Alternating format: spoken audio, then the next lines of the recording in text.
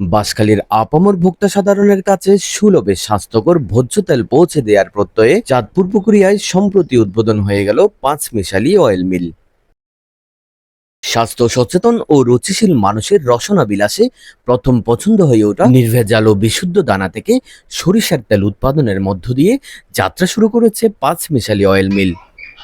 চাঁদপুর পুকুরিয়াস্থ প্রতিষ্ঠানটির নিজস্ব কার্যালয়ে এক অনাড়ম্বর শুভ উদ্বোধন অনুষ্ঠানে উপস্থিত ছিলেন পুকুরিয়া ইউনিয়নের চেয়ারম্যান আলহাজ আসহাবউদ্দিন, সাবেক চেয়ারম্যান নুরুল আমিন শিকদার, বিশিষ্ট কবি ও লেখক কমরুদ্দিন আহমদ, শাখাউজ্জামান দুলাল, শ্রমিক নেতা ফয়জুল আজিম, অয়েল মিলের স্বত্বাধিকারীগণ, বিশিষ্ট সমাজকর্মী মোহাম্মদ শাহাবুদ্দিন ও স্থানীয় অন্যান্য গণ্যমান্য ব্যক্তিবর্গ।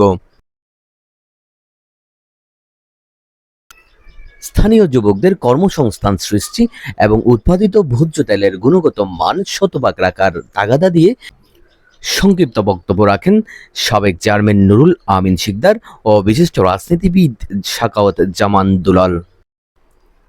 পাঁচমিশালি অয়েল মিলের উত্তরোত্তর সফলতা কামনা করে বিশেষ দোয়া ও মোনাজাতের মাধ্যমে সম্পূর্ণ হওয়া উদ্বোধন অনুষ্ঠান শেষে কারখানাটি পরিদর্শন করেন উপস্থিত সভাসদগণ।